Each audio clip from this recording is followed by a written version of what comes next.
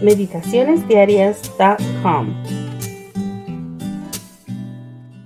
Hello and welcome back. I'm Lorena Maya reading to you from our adult devotional titled, I Am With You, Bible Promises for a Life of Full Assurance. I'm reading to you from the state of Minnesota in the U.S. Today's date is October 20th, 2023.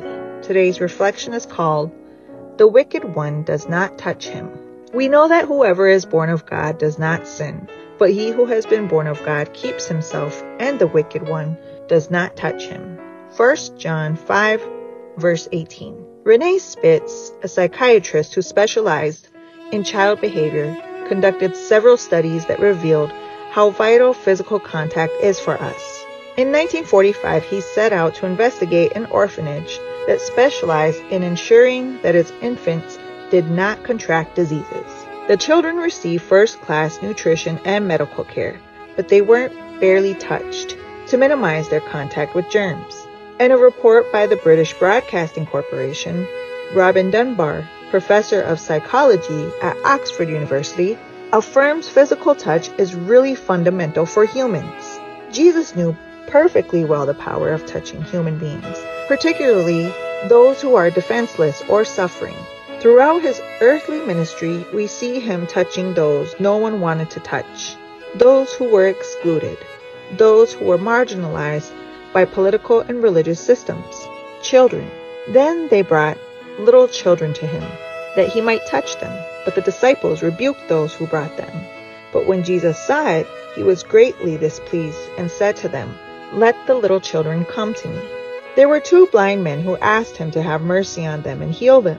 And Jesus touched their eyes and healed them. In the heathen region of Tyre, there was a man who was deaf and mute. Jesus put his fingers in his ears and touched his tongue. And the most amazing thing happened when a man who was full of leprosy asked Jesus to heal him. He put out his hand and touched him, saying, I am willing, be cleansed.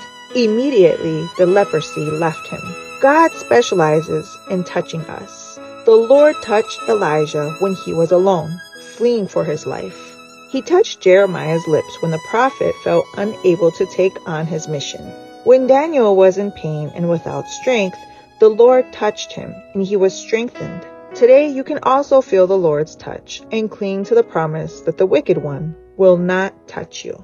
Thank you so much for joining us, and I hope you enjoyed today's reflection. I wish you a blessed day.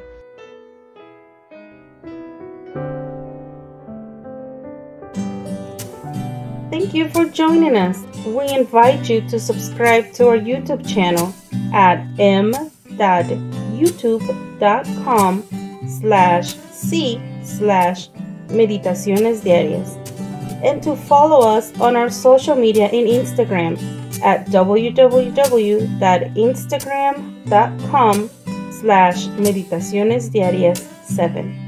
May God bless you and your family.